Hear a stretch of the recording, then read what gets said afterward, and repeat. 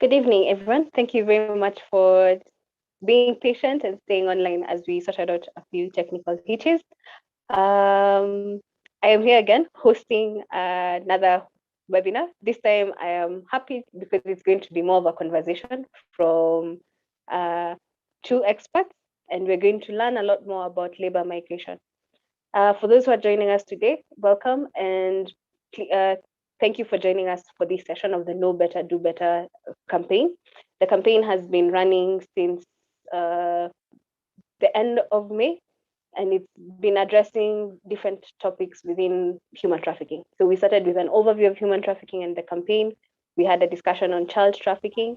We'll have a discussion on sexual exploitation next week. And today's conversation is going to be on labor migration. Today, we're joined by Ms. Winnie Akinyi. She's an expert or senior caseworker within HAT. She'll be able to give us a better introduction of herself before we begin the session.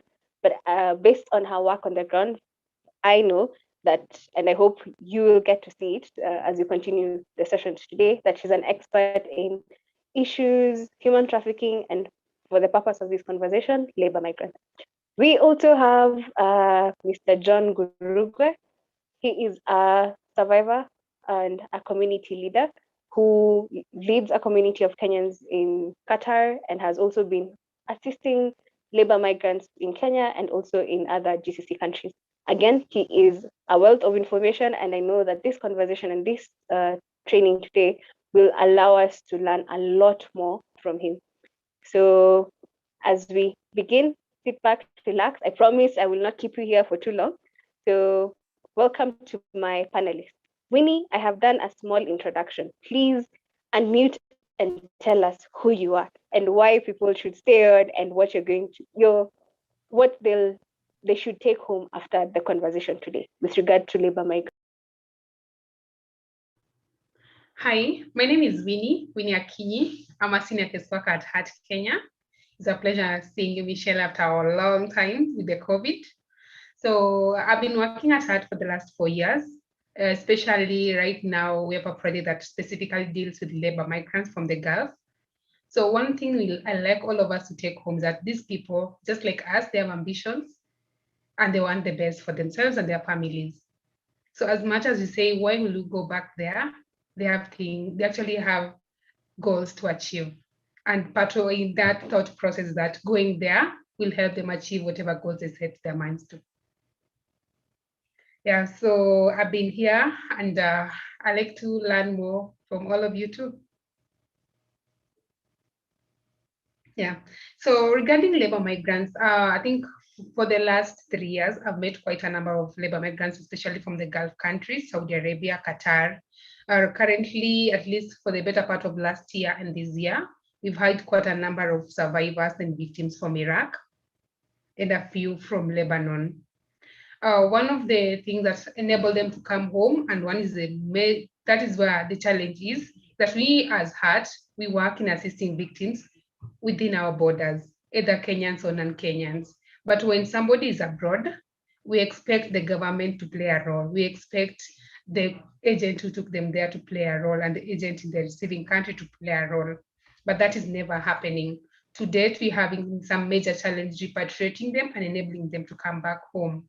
And then, especially society, they believe if you come from abroad, you have money. These people come back empty-handed. They had dreams, they had goals that they wanted to achieve. And going there will enable these goals to be achieved and nothing is happening. With no money, they're actually struggling to reintegrate and fit into the society. And there are very few organizations that make sure they have programs that are tailored to cater for these needs. So that's where HAT comes in. And I know quite a number of organizations in Kenya that try to assist in this gap, but without their support and without their goodwill, it's difficult for us to work. We are here because of them. And we need them so that our work can continue. Awesome. Thank you very much. Yeah. Sorry, It was just a brief introduction. You have gone to the last question. So now I'm looking at my questions. I'm wondering, okay, Winnie, you've answered my questions without me asking. So do we tell John to also give an introduction? And then I say, okay, thank you, ladies and gentlemen. Winnie has covered everything. No problem. At least I know I'm Winnie. And nice to meet you all. Thank you very much again for the in-depth introduction and for touching on a few things that we're going to get deeper into within this conversation. So John has a unique story, and I know I'll do no justice in giving his experience with labor migration and the fact that he's experienced it in two ways: the some part of being exploited, and also the part where yes, it does work, and yes, safe migration is important, and he's able to speak on it from a point of experience and a point of education, and so he gives a unique perspective. So again, I will not try and summarize your introduction. So John, who are you, and what would be the one take home you want people to focus on as you have this conversation today? Thank you so much, Michelle, and everyone for organizing this. And I'm happy to for you having me again, you being the host today. So yeah, my name is John Mwangi Rugwe, and I'm a Kenyan who's been in Qatar for the last 11 years. Still a resident of Qatar, but currently in Kenya. And I'm also a community leader in Qatar, the organizing secretary of the Kenyan community in Doha. Away from that, I'm also the founder and CEO of a football team in Qatar, which I formed based on, on a platform trying to bring Kenyans in Qatar together, and it's called FC Kenya Doha.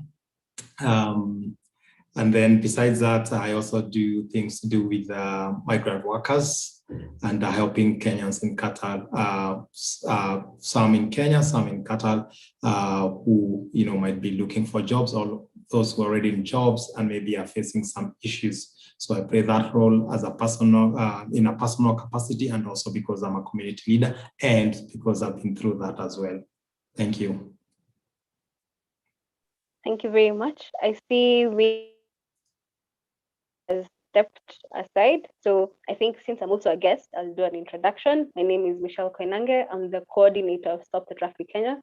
We are a member-based organization of civil society organizations within Kenya who work in the fight against human trafficking.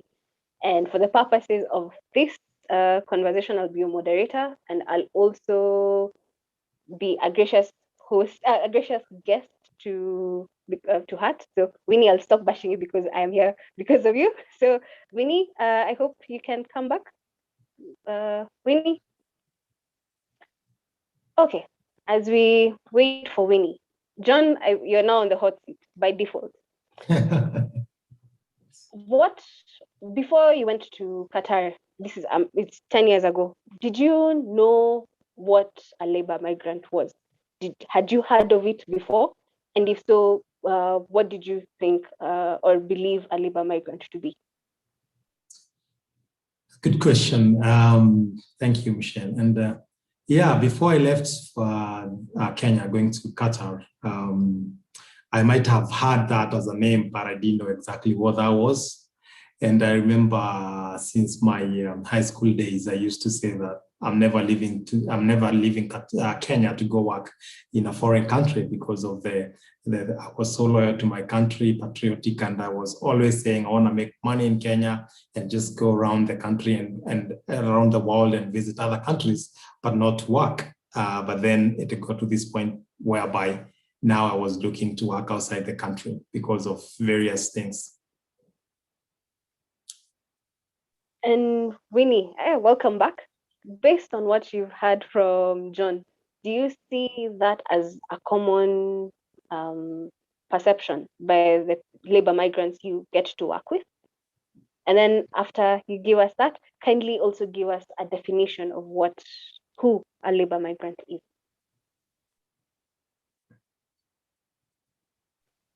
Sorry, you're still muted.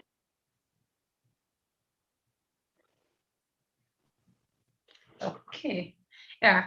So a labor migrant is any individual who wants to go out there and venture maybe a new country for the purpose of financial gain. It may be work, it may be being employed, or just starting their own startup. So they're going there to financially gain and also economically expand their boundaries. So for the interaction I've had with quite a number of them, no one plans to go there. It's just based on circumstances. If you find the environment in Kenya, their lack of jobs, the community is really not helping you achieve whatever you wanted to achieve. Someone sees, okay, maybe if I go abroad, I'll get a better opportunity. I'll be able to earn, send the people money, and achieve everything I intended to achieve. That is usually the reasoning behind their moving there. Thank you very much for that. And that actually leads to my second question. Um, do you see any stereotypes when it comes to the perception of labor migrants? Because we know that a lot of times the government will place adverts for teachers who are needed in America, in the UK, and so on and so forth. We'll have adverts for nurses and so on and so forth. But sadly, based on a lot of the conversations we have, we see that when we talk about labor migrants, we limit it to the people who have gone to the GCC. So people who've gone to Qatar or people who've gone to Dubai and so on and so forth. So do you see any other stereotypes when it comes to the conversation around labor migrants? There are no stereotypes. Winnie, you can go first. Yeah, so we do not have stereotypes, especially for labor migrants. We have both men and women who are exploited. The only challenge you're having that more women are coming out and men are silent because society expects men to be stronger, to go out there and do whatever it takes to provide. But we never see them as victims. Rather, we actually say people have done something about it. So that is the only issue is about gender. How can we be gender sensitive in our approach and the work that we do? How do you make sure we are open enough to accommodate both men and women to come out here and say, I was exploited.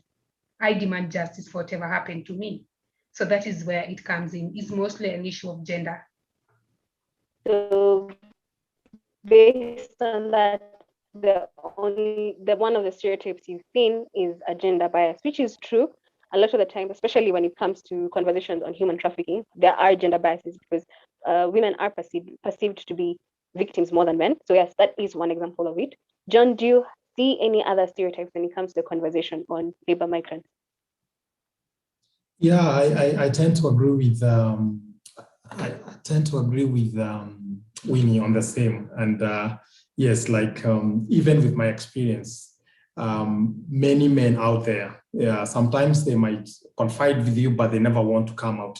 And even if you look at the social media and everywhere, most of the people that are coming out and you know, talking about this more is women. And you know, but you look at it and holistically, and among other things that make these people become part of this is, and especially when you look at women, and I was, I think 2 days ago, I was going like through this among the causes of human trafficking, and you look at it is, you know, this is a bit different, men and women, because most of the women might go there because maybe they had kids early in their stages, and maybe they're not married and they want to take care of their kids. So, and when they're out there to go looking their kids, then things don't work out for them. You know, they are shortchanged, and they'll be out there to just come out and say it. While on the other hand, when you look at men especially, they'll be out there because maybe, oh, they finished school, there's no job here. Now I just want to go look for an opportunity. So sometimes things might happen out there and they may not be able to come out because it was not sometimes as a result of something that really pushed them to go there. They were just going looking for a job without having an awareness of where they were going. And again, sorry, before I finish, men are shy. Like like, I think when he said men are shy to come out and say, and, being the breadwinners and everything, they'll be shy to come out and say, I'm going through this. And that's why even from my experience, so many people in industries that maybe are not very good and they're suffering, but they're not come out and say. People were shocked when I came out and say that, oh, I was working as a security guard when I was there. And although that's not what I'm doing now, that's where I started. But people didn't believe that I could come out because of what they think I am now and say what I'm doing. And that's a man nature that they just want to hide behind a wall and not just come out. Thank you very much for that. And now it actually leads to my next question, which is on what you've just mentioned. So when you started out, you went as a security guard. So I have the benefit of knowing your story. So my question is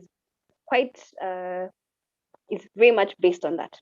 So a lot of migrants believe that they can start off with one job, for example, and say, I'll go and, for example, work as a security guard for 2-3 months as I look for another job. How easy is that in like when you, based on your experience and based on the experience of other Kenyans you work with in the community, how easy is that? This question, will be based on different regions and countries. But I'll give an example of Qatar, where I have been for all those years, and I'll give an example of those days and now, and it's a huge difference. First, I like giving an example of this guy that I met during the interview before leaving to Qatar back in 2009. And I used to work with this guy years back, then boom, we met each other at this interview. And when I realized this is a security interview and I was looking for a media interview, I was telling this guy, I don't think I'm gonna do this. And this guy are the kind of people like have the push and we're like, no, let's go do this. I'm an electrical engineer. I'm also taking my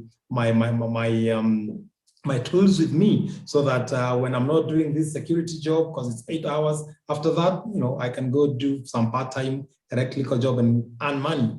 So, but, and people, most of the people here mostly would hear of the US, how people like can do number of jobs, and they thought every region or every country is the same. So you go to the other side of the other country, of the host country, and you find, or the receiving country, and you find things are different. So then I signed a contract, got there, and I knew that I'll change job. Security was meant to be a stepping stone to getting my job, my media job. And I got there, and boom, things are different. I had to be in that company for 5 years. So, and this is a perception that so many people have, that I'll go there, it's gonna be easy. I just need something to take me to the other side. And things are different now. Like then 5 years, you couldn't change. Now things are different. At least people could change jobs depending. The rules have changed. People could change job after 2 years. Some companies will even allow you to change jobs after 6 months. So there are things, but they are not definite. There are things you need to follow. But this is one thing that so many people miss. They don't have the awareness of it. They think, oh, it's like here in Kenya, or if I'm not happy with my employer today, I'm just gonna leave this job and just jump into another job, which is a completely different playing ground. Thank you very much. Winnie, based on what John has expressed, do you have tools within HAT, or do you know of tools within Kenya that potential labor migrants can be able to access in order to help inform their journey, regardless of where they're going? So a labor migrant going to the GCC, for example, or another one going to, for example, one wants to go to Paris for a job. Does Kenya have a database of resources that these migrants or these potential migrants can be able to access so that it can inform their decision? Yes, there are places where they can get the information. The only issue is that the people who are in these offices are not cooperative. And then also the agents that broker these deals make the deals so sweet and they fasten everything up. So no one has the time to go dig into it and see what exactly they're getting into. Currently, we have the National Employment Agency that is supposed to register all the agents that are working within Kenyan border, and the people themselves are supposed to have a copy of the contract. No one really follows in to see what does it contract entail, because it's written in Arabic and it's signed at the airport as you leave. They don't have time to go through it. And as much as there's information out there, the people who are going abroad, they're very vulnerable. Quite a few have gone to school up to post-secondary school education. So most of them are between middle class 8 to less than form 4 education. So they don't think, do I really need to think of this? What do I need to do? They don't know what to do about it. And if they ask somebody else, the person is most likely to just swindle them and convince them to do whatever they want to do. Because I think for the last 2 years, what we've been getting is that 90% signed the contract at the airport. Nothing was processed by the survivor or the victim. Everything is issued at the airport as you leave.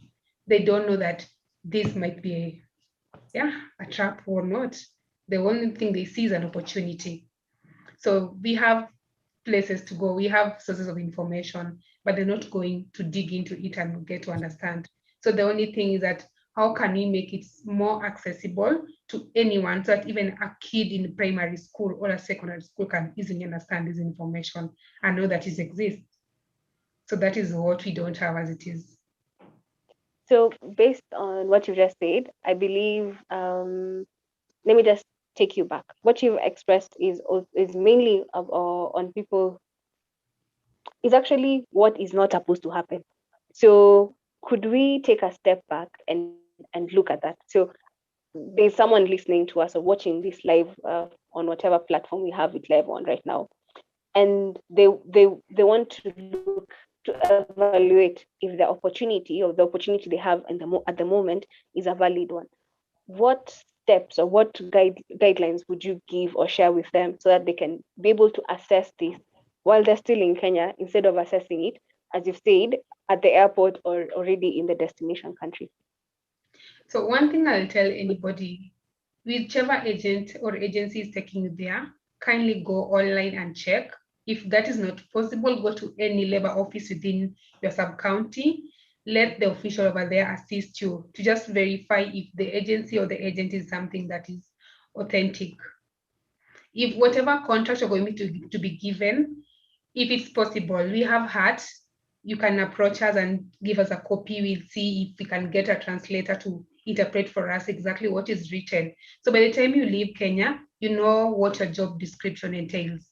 You know the benefits that is stipulated in the contract, and you know exactly the type of contract that you're getting into. You don't just sign something blindly because it's issued and you need the money. We have the government Sorry, offices. sorry for interrupting you. Just based on that aspect of the contract, isn't it like, shouldn't the contract you're given be in a language you can understand? So, for example, in what you just described, having a contract in Arabic might be a red flag to look out for, or a contract in French, or a contract in whatever other language you do not speak. Wouldn't that be considered a red flag? That is a red flag, but at that point, they don't see it as a red flag. So this is your contract, you have to sign and leave. Here is the ticket. Your flight leaves in 2 hours' time. So the contract's supposed to be in two languages. If it's in Arabic, it's supposed to be like an English version of it. So you get to know and understand what it is. But that is only 1 in 100 contracts. Not every single contract entails that aspect. So as much as the red flag, our victims kind of just throw it over like, no, I need to go. And everything's already processed. So you're given very little time to think because you're working in a rush. It's now and here, you live today. So right now, since we're speaking to people who have this contract, we tell them, if your contract is in a language that you do not understand, it is a red flag. Pause first, Yes. right? Yeah. Okay. So now we're on the same page. Next, I'd let me. rather, I'd want Sorry, also to don't. jump in. Yes, Yeah, so jump and in, what jump in. Winnie has said is very true, and I think this is one of the things that we've been pushing, like with our country in Qatar, because when I signed my contract here 10 years back, it was in Arabic. I moved to Qatar, I was given another one, it was in Arabic. The only thing I was asked to do is sign, sign, sign. I'm like, I can't understand. I need to understand it before I sign. I was like, I was told you left your country, you come here, you have to work, sign it or leave. So, and I had to sign it. And I'm happy because some of these, changes are happening right now. And that's why this should be taken as a red flag, because no one is giving a job offer, for example, from Qatar with a contract that is just in Arabic. Nowadays, they are done in Arabic and done in English. So, and this is where most people are duped, because people just come with this contract, this is an Arabic country, but it's a good contract. They just be mentioning figures, all you need to know is how much you're getting paid.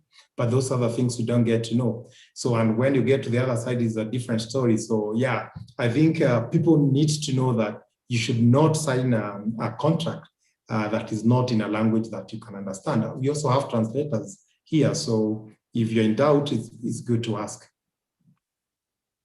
So that's also an important point. Everything is in a foreign language except from the numbers. So look out for good-looking numbers that are surrounded by words you do not understand. It could be that is a value of whatever, maybe that is how much you'll owe them by the time you get there. So don't trust the beautiful number until you get a translator. And Winnie has reminded us that HAT has translators. And I'm sure they also have a network that can assist you regardless of where you are. So even if you're not in Nairobi, I'm sure HAT can also be able to reach out to you or reach to you in your county or residence. Yes, is that true, Winnie? I've also given people a false narrative. HAT does not have translators, but we can source for one to translate for us, so that by the time you leave here, you know exactly what you're going to get into. Okay. Yeah, we liaise with other people so that we can have the correct translation. So we don't cheat you and we don't give you false information too, because now that would be harming you. Okay. Yeah. Now, since we're now in this part of the conversation of identifying red flags, especially with people who are still here, what other thing stands out, or what other thing do the survivors you're working with tell you that happened and you're like, if this had happened, you should have stopped here, or this happened, you should have stopped at this point? What other points what other red flags were there or are there in a lot of the survivors you work with? Winnie and then John.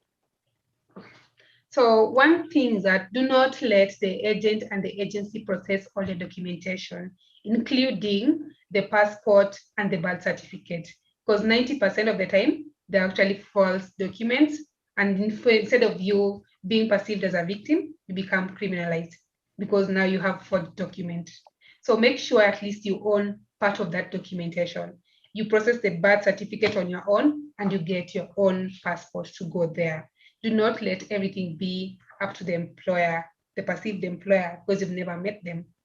Get to process your own documents and own them. And then whichever copy you have, make sure you leave it a copy or two with your family members that you trust. So when you go there, you know there's something I left behind. If this one gets lost, I know I have a copy somewhere that they can be used to bring me back home. And if your employer takes your passport and your ID, that is a red flag. That is one way of controlling you, because you cannot walk freely without documentation. You cannot just go out without a proof that you are a foreign citizen and you're there to work. But Winnie, let me ask you, when we go into some of these offices, these big offices, we go and we leave our IDs at the door. How is it different when it comes to what you've just described? Because in that way, haven't we been kind of trained that for some things are very important and we need to separate with our identity credentials? How does this differ from that? Yeah, so when you go to a big office and you leave your ID at the gate, you are there to receive services. you're not there to offer the services. In this scenario, you're going to your employer. You're the one to go and offer the services, not receive any kind of service. The only thing you'll be given is your salary by the end of the month. So you're supposed to keep them. Just the same way you go to work and your employer does not keep your ID and your passport and then gives it to you when you're going home. Okay. That's your property. You need to keep it with you at all times. Thank you very much. I'm sure I'm not the only one who has been educated by that answer. So we go to John. What are some other red flags you've seen with the community you work with? Because I'm sure you've worked in the 10, 11 years, you've been able to work with a lot of migrants. So what are the other red flags you've been able to identify from their experiences? Thanks, Winnie, for those that you've mentioned. And yes, there are red flags in both countries. And first, it starts from where you're living. And one of the things is the agency that you're going to get a job, or the agent you're trying to get a job from. And like many even before trying to offer that job, they'll try as much.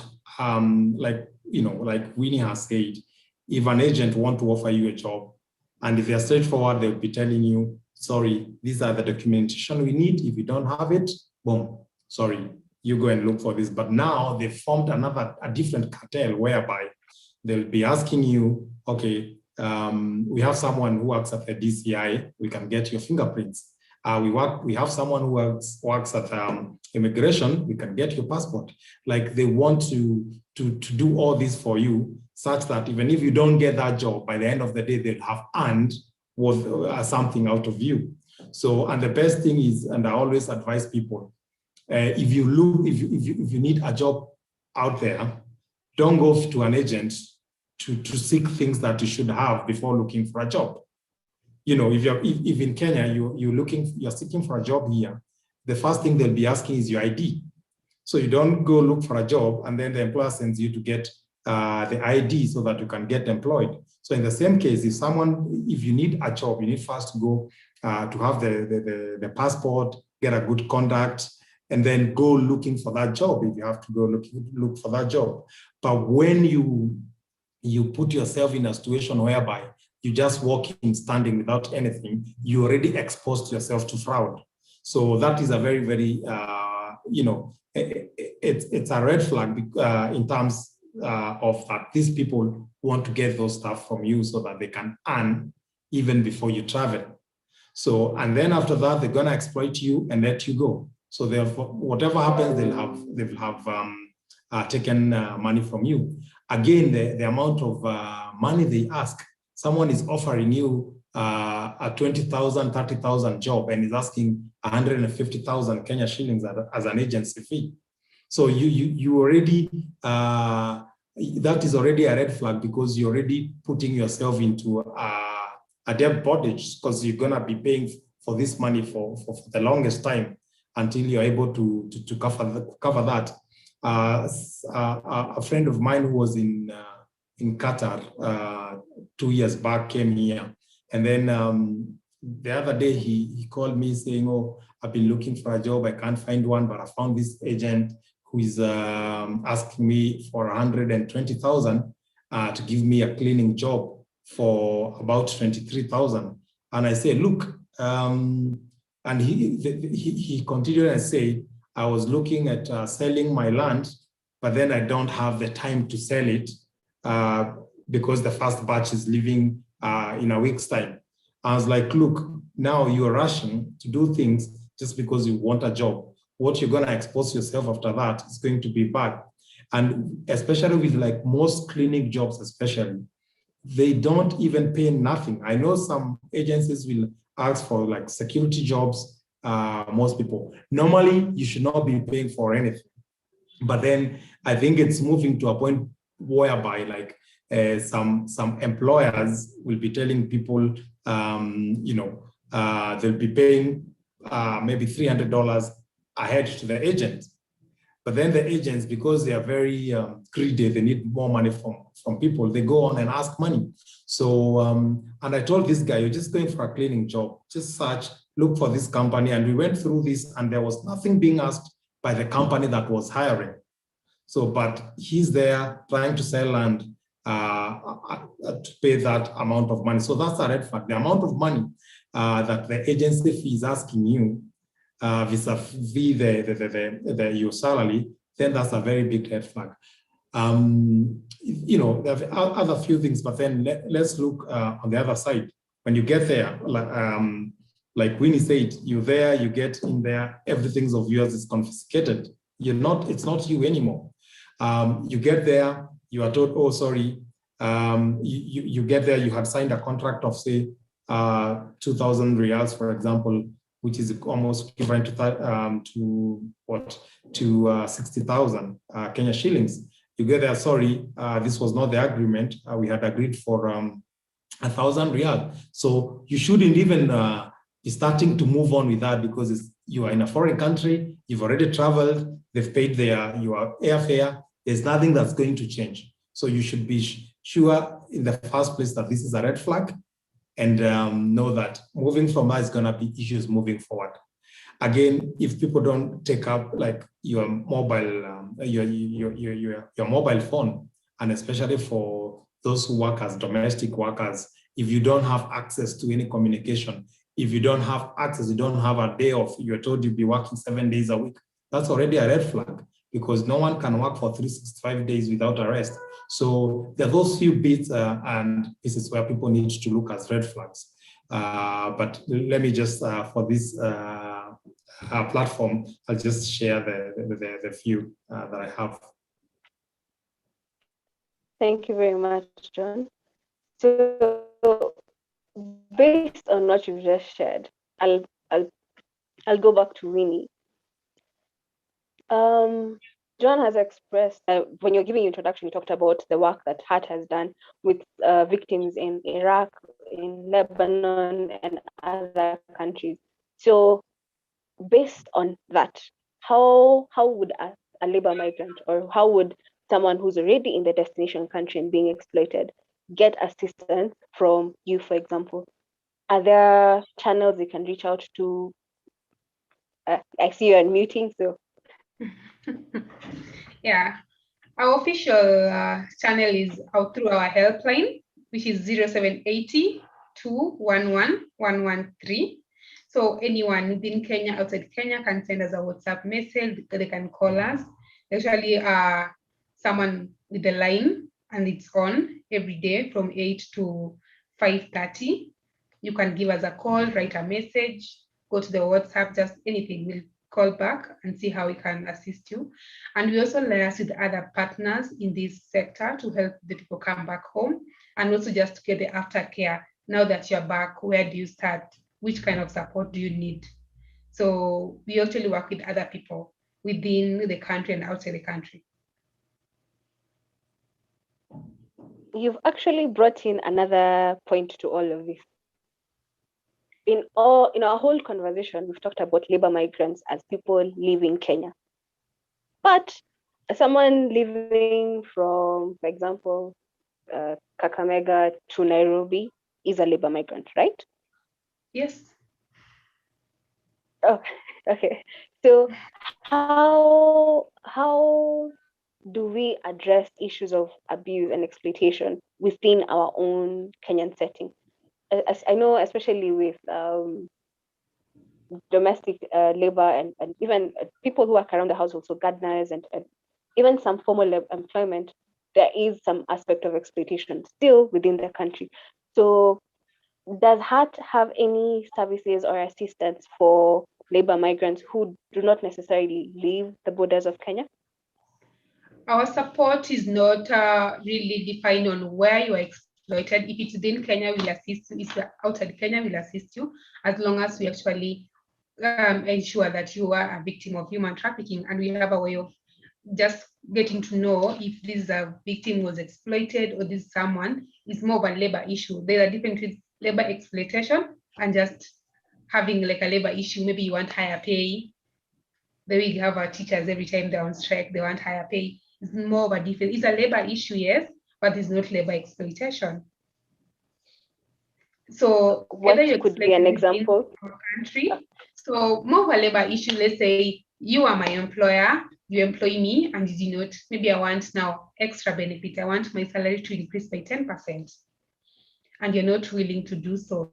Then what's next? I go to the labor offices and I say, my employer needs to pay me. I've been working for 2 years and I want a pay rise. You get your pay on time, you are treated well, but the only issue of concern is pay rise. That is a labor issue. You want extra. You have labor exploitation. You went to work, you work as a domestic servant, you work for 18 hours a day, which is not supposed to happen. You are physically assaulted by whoever is employing you and the family. You are sexually assaulted, at times even have incidents of rape. Quite a number, we've had people who have died within the country and outside the country. So those things that makes it humane. Like, how do you treat somebody with dignity and respect, whether working here or abroad? So that will differentiate if this is a labor exploitation, is just a labor issue. Is it just you wanted extra benefits, or you just think now is high time I get that pay rise? Which kind of abuse did you endure or did you go through during that times of exploitation?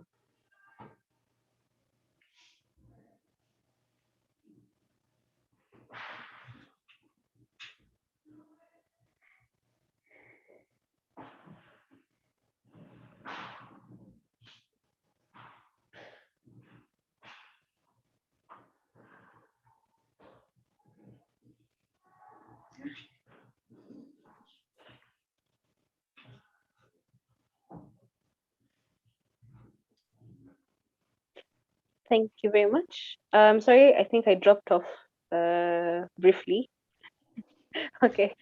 I want to name the organization that is responsible, but I'm sure Heart frowns upon bashing of government bodies. um, so I left off when we were talking about the difference between labor exploitation and a labor issue, a general labor issue. And I think a lot of times when we have the conversation on labor migrants, we forget that the traffickers or the exploiters could be any one of us. So a lot of us, for example, with domestic workers, what happens when a nanny has gone home or has decided to quit? You call a relative and you tell them, so I don't have a nanny anymore. I need a nanny in my house. And then whomever is available in the village at that time, regardless of their age, regardless of their health and so on and so forth, a lot of times they end up into our homes. So I think that's something from my because I also have a parting shot. You gave your parting shots in the when we started, so let me give mine.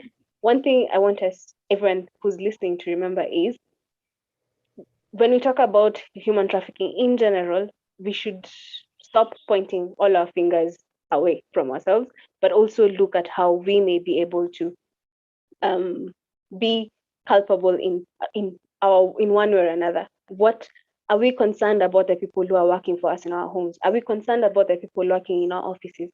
Are we looking into all these rights we're advocating for? So do we want we as Kenyans to be treated with dignity in all these destination countries, but when we're in our own home, we're like, Nani's son is okay, we mistreat, because we're helping them. We're giving them, at least they're getting 1,500 or they're getting this amount of money and so on and so forth. So we shouldn't be expecting a lot from the people outside if we're not willing to do it for our fellow brothers and sisters within the country.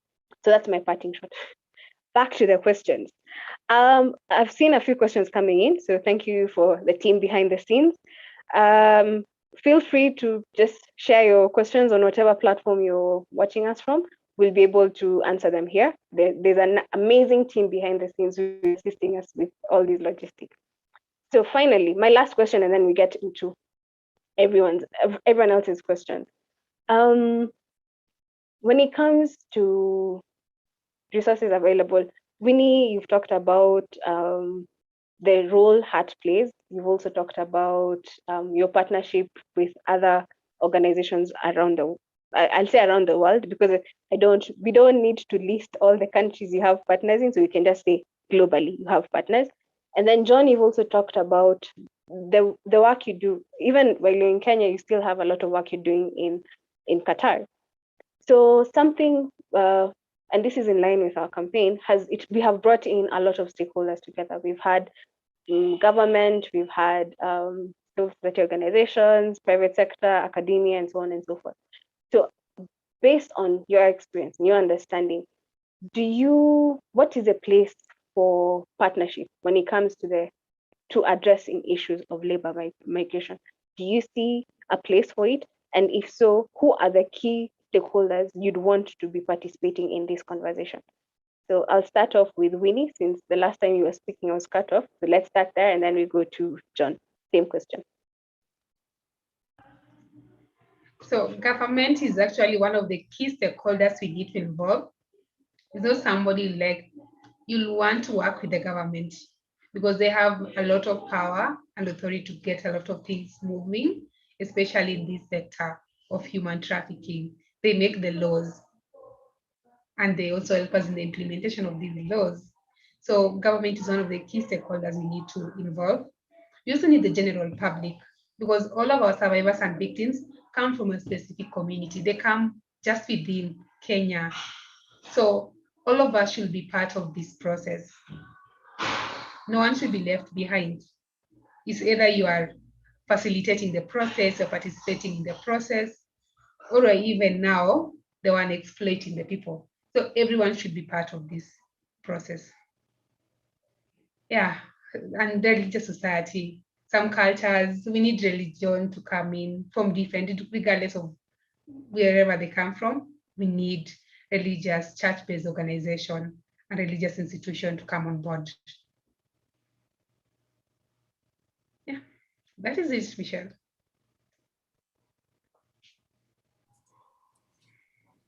I'd like to add on what Winnie has said. And I think this is something that should be taken holistically with many stakeholders. And like Michelle has said, so many people have been involved, so many organizations. But there needs to be an integration of all these. And even as we talk integration, like Winnie said, we need the government because with the regulations and everything. And of course, some of the causes of trafficking is because of, weak enforcement of laws, corruption and things like that. So unless government comes in to make sure that, if one ministry, for example, because foreign affairs is one component or one ministry that should come in. So when foreign affairs says that nobody should be traveling to these countries without a contract, and a contract in a language they understand. People should not just go to the airport and bribe people and just get into the flight and go. So if we don't have everyone working together, the parliament, for example, they have labor committees there. But then the thing is, all these people are working independently and not integrating with everyone doing all this. And if we can integrate all this together,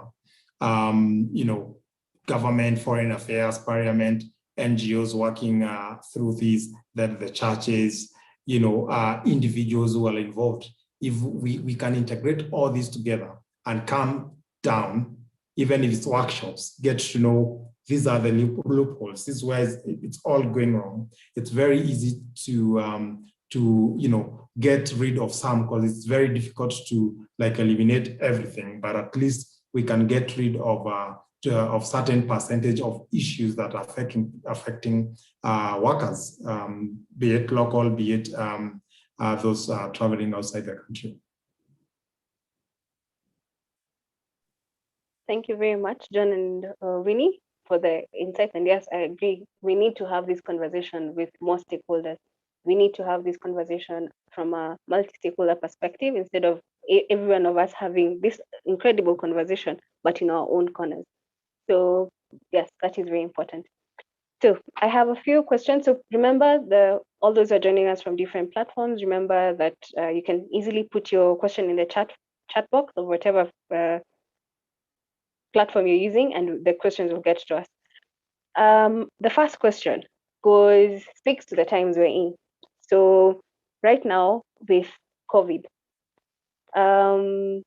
how have you seen an increase in people desire to migrate. I know a lot of countries are just coming out of their travel restrictions and so on and so forth. But have you seen any impact in labor migration, either within Kenya or out of Kenya? And then also, what are some of the things to look out for now, especially with the economic repercussions that COVID has had in most of our homes, to be honest. So I'll start with John and then go to Winnie. Same question.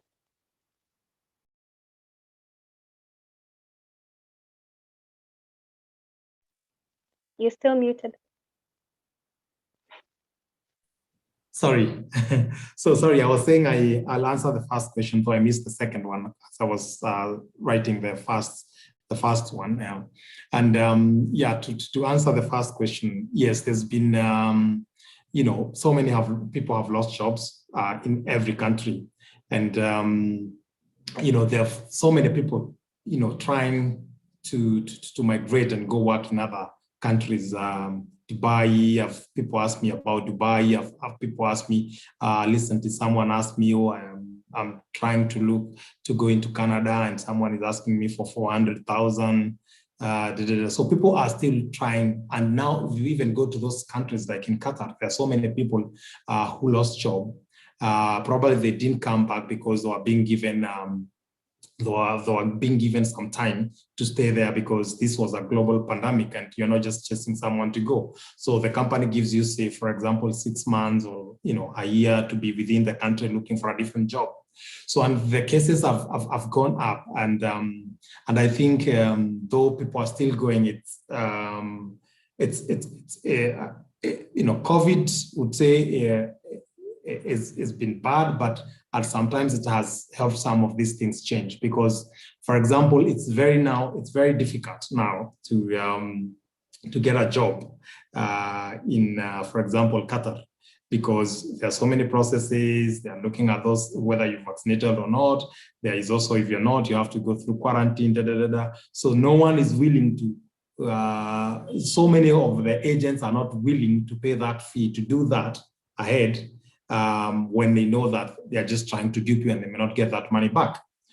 And also for Qatar as a country, and we sat down with the Ministry of Labor last year, and one of the things we were talking with the committee is, if those people that lost their job, if they could be prioritized if their jobs coming, and that has been the case. So people who've been hanging around within Qatar, for example, if now jobs start to open up, they're the people who are first considered, and also it's easy. And this has also helped so many people, because if you had gone there, if you're duped to going there and you didn't have a good job, then you lost it, you have another opportunity to get a different job. So in a way, COVID has helped some people, though they might have lost job, but it has helped them change their job.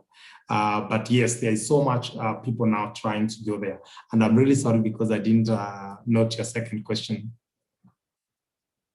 That's okay. I know Winnie had both questions and she'll be able to answer both questions. And then we can go to another question. Okay. So COVID somehow has, I think, pushed quite a number of people to travel to countries where they've not traveled before. I'm telling you right now, people are looking into other countries. Saudi Arabia has been known for a bad reputation of a lot of abuses. People are even going further to places like Iran, in Iraq, Afghanistan. So with the loss of jobs in Kenya, and also very low uptake and creation of employment within the country, people are opting to go there. And COVID just magnified it. It was there before, but COVID now just let everyone know that this thing is there. And quite a number of agents are actually even advertising. If you go to the public transport, you see them with their posters, even on the windows, just telling you that jobs abroad, kindly apply. Even on Facebook, if you just log in, you'll see quite a number of adverts just popping up. So COVID has magnified the issue, and we currently are seeing quite a number of people who are stuck abroad. They want to come back, the employers lost jobs. So also it has led Also loss of jobs for the guys who are there, and it made the process of repatriating them back quite difficult because of the requirements needed, which is now you have to go for the COVID test, have the COVID certificate. You need to go, your employer has to sign out quite a number of documents and process your exit visa. And with the loss of jobs on their side too, it's taking quite long for that to happen. And then we have people that since COVID, they've not been paid. They're ready to come back home, but they're not willing to do so because they're not being paid for like 6 months or 1 year. They're waiting for their employers to pay them so they can come back. So for COVID, as it is right now, the economic implication is felt everywhere, not just within the country, across the world. Thank you very much, Winnie. I see one of the questions that's been put in the Q&A is actually specific. I think would be better answered by you, because I know you're working on, or rather, HAT in general is working with other CSOs and the government on the situation with the Ugandan girls in Kenya. So what are your thoughts on that? Because I know the girls that you have are just a fraction of the number of girls that were rescued. So what, based on the conversation we're having today, is I know we had a different conversation. This also speaks to one of the other questions on child trafficking. I know we touched on it briefly when we had the conversation on child trafficking, but what is the joining, where do they intersect, the issue of child trafficking and labor exploitation or labor migration? And could you speak to it based on the situation with the Karamoja jungles? Yeah. So currently for child exploitation, we are having anyone below the age of 18 should not be employed. They're either supposed to be in school or under the protection of the parents or caregivers. If you employ a child, you're actually a perpetrator and you can go to jail for it. The issue of having the Ugandan minors within the country are working is because Kenya offers a very lucrative deal in terms of cheap employment. We don't want to spend money. We want to make sure we get quality without a bargain, or we want to make sure we part with the least money possible. So you see, Kenya is one of the marketplace for now. You get a minor from Uganda and you bring them to Kenya and you get an employer. But then a lot of things happen during that process. We have quite a number of them who have now kids. They are also minors, and Uganda also closed their border. So they'll be here for quite a while. As Uganda opened the border, we'll now work into the process of repatriating them. That is just, let's say, 5% of the number of girls from Uganda who are within Kenya and are minors and are being exploited. I was telling you, all of us have a role to play in this. Someone somewhere doesn't want to part with some money to employ a person who is trained, because we have all these different institutions that trains domestic workers. And if you want one, you approach them and they'll be able to give you someone who is qualified. No one wants that economic burden of paying someone, let's say 15,000. They either pay 3,000 to have a child to work within their home. So that is something we need to address as Kenyans and as citizens of this country. We actually exploiting these girls and using that opportunity to grow and develop ourselves based on someone else's misfortune. Just since we're on this topic right now, there's also the situation of begging in the streets that is a lot of the times done by Tanzanian children. So is it that we as Kenyans protect our own children and then decide that exploitation of other nationalities is okay? Okay, I know that's a wrong question, because we have not decided. We did not sit down and Kenyans agreed we will so let me phrase it in this way. Do we have laws in Kenya that ensure the protection of Kenyan children, but kind of lead to the victimization of foreign children? Because I know there's also the situation of young boys in slaughterhouses from Ethiopia and other countries to the north of to the northern Kenya border. So why do you think that this is the case? I think one thing we should be proud of as Kenyans is that even our education system has really incorporated the issue of people living with disability. We have schools for everyone living with disability, either hearing, blind, the deaf, whatever kind of disability you have. The government actually offers a very huge subsidy in terms of education. Any person living, studying in a school, the parent only has to part with 10,000 in a year. Everything else is provided by the government.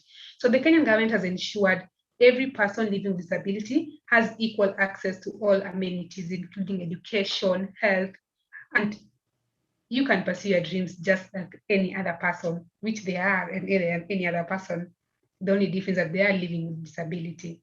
So that's why you don't see a lot of Kenyan children out on the street, but rather you find them in special schools. And we have now the integrated schools that can accommodate both the everyone. And now the society is actually coming to a realization that these children are with us and we're supposed to protect them. The issue of having lots of Tanzanian children on the street, we had quite a number of them in our shelter, and we were able to reintegrate them and repatriate them back to the society. The issue is more of the society does not really see, like, one, they don't really put much emphasis on issue of immunization, because we have lots of them with polio. That is one of the causes of why they are disabled right now. Another thing is that the society sees it as a curse and something that they cannot manage. So they'd rather send them back home or hide them or send them to other countries so that they can bring money to their families back in Tanzania. And then we have also people who are just seeing that as an opportunity to gain some financial benefits. They go to Tanzania, go to a specific village, gather a few disabled children, bring them to Kenya every day. You make sure they're on the street begging. And Kenya, we are known to have some form of empathy. When you see someone at a corner and it's a kid begging, give me 10 shillings, you throw it every day. We don't see like this money is actually making someone somewhere to put this child on the street for a whole day, Monday to Sunday. We see like we are helping, rather actually facilitating this entire process of exploitation by just our sympathy and our mercy. And I think what you just shared is very important, because a lot of the times when we're looking at exploitation in any form, it's usually run by an organized group of people. So I think for me right now is to greatly appreciate what John and Winnie are doing, because the communities that you've created are able to kind of poke holes in these organized cartels and in the organized crime syndicates. Because, for example, with the work you're doing with migrants in Kenya and also the ones in Qatar, John, you've been able to empower them so that they can be able to look at contracts critically. For example, I'm sure that people who went who've changed jobs or once or twice since they went to Qatar the first time. And I'm sure by your leadership, they've been able to look at their contracts with a better understanding. They've been able to look at the role or whatever they're facing with the employer with a different perspective, in that they should not just be grateful I have a job. They should look at it as, I am still a human being and I am worthy of being treated as such. So I'm sure you have been able to do a lot of good work with that in your capacity right now. And for that, I think, I believe you deserve a lot of applause. And same to you, Winnie. I know you're just one of the many people working at Heart, and you have also been able to work with other civil society organizations, with the government and other stakeholders, to be able to address the issue of human trafficking in general, but for you specifically, issues of labor migrants. And you've been able to work with victims, and you've been able to rehabilitate them up to the point where they can refer to themselves as survivors. So to you too, a lot of applause, and thank you for the work that you're doing. So we are out of time. So that's why I am giving the amazing applause right now, because we've had a great conversation. We've had a lot of questions from different platforms. Thank you to the team behind the scenes. You've also done amazing work. So as we close, I'll start with John. Do you have any parting shot, or is your parting shot the same one as you said when you're doing the introduction? Bear in mind that people who have joined right now, and they'd also want to hear what you shared as you began. So feel free. Yeah, thank you. And to end this, I would like to say that, and we've mentioned many ways by on how people get exploited and why they get exploited. And, if you remove some of these things like, poverty, if you look like early, like forced labor and stuff like that, which happen locally. I think one of the things that gets people to get exploited is lack of awareness. And we could try and do everything with the institution that we have, but I think as a person, as an institution, because if we can bring in the government, we can bring other stakeholders in, but then even though we do that, but then people don't have the awareness that they need, things still will happen. And that's why, I always appreciate the Just Good Work app because it has brought in light, it's an app that you can just have at your hand, on your phone. And, it's an app that tells you about things you should know before you leave the country, things that you should know when you are on the other side of any country.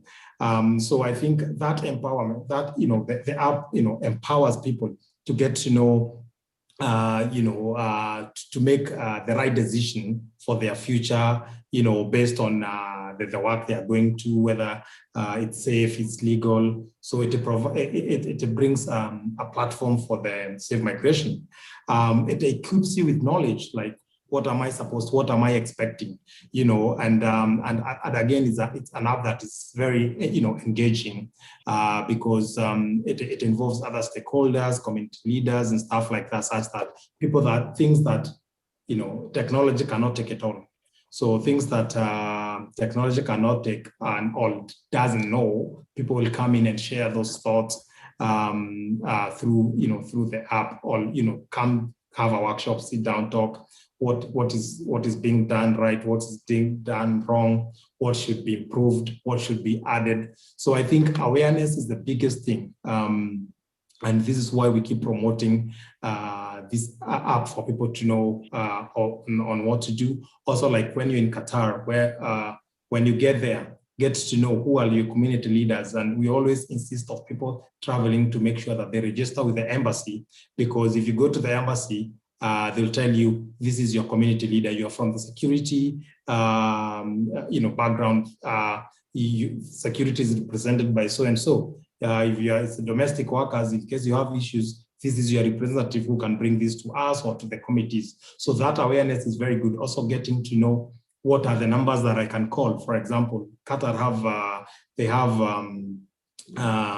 like hotlines you can call, you can SMS. So this awareness is very, very important, but people don't have this. And that is why I always insist of an awareness. And this is whereby you bring things like, the football team I formed, about it, the cultural team. These are the people that comes together every other week. We talk, beside playing football, we meet as a country. We talk about issues affecting Kenyans who are already there. We'll talk something that you'll get to know and inform a Kenyan who is back here, or a relative, so that they don't go through what you went through. So I keep pushing on awareness, and also the collaboration, integration of all those that are involved to make sure that we have a seamless activity as far as migrant workers are concerned. Thank you. Thank you very much, John. And just you mentioned the Just Good Work app, and I remembered a question I'd asked before. So you can also get to reach out to her through this app. So one of the health centers that is listed for Kenya is Heart Kenya, and you can get all their contact information, phone number, website, email address, and so on and so forth. So even if you're joining us or you watch this and you're in a different country, just know that you can get details on organizations that work with victims of human trafficking and exploitation on this app. So it's a Just Good Work app. And finally, Winnie, your parting shot. So my parting shot that we all have some role to play and responsibilities to take to protect each other especially the vulnerable people in the society, both men and women. And in this sector of human trafficking, everyone needs to participate. Do not be a bystander. You need to take an active role and spread the word. The way Jonas said, information is power, and it doesn't take one much to gain the knowledge and share the information to someone else who needs it. So as much as we keep on doing this work, make sure it trickles down to those who really deserve to know that this space is there and this forum exists. Thank you. Thank you very much, Winnie. So based on that, the parting shot is we need to create awareness. So I hope this conversation has started to create some awareness on, especially to people who did not understand the concept of labor migrants and migration. And also, I hope it has put a burden on all of us to know that we are all responsible in the fight against human trafficking in general, but specifically for this conversation, in the fight against labor exploitation.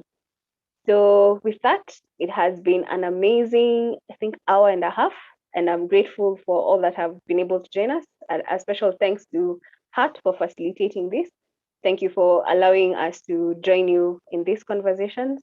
Reminder, next week on the 14th of July, the conversation will be on sexual exploitation, and we'll have an amazing group of people again coming to speak to us. So I'm sure that you have enjoyed our time today with John and Winnie, and I'm sure you will get to enjoy your time with the panelists next week and the moderator next week.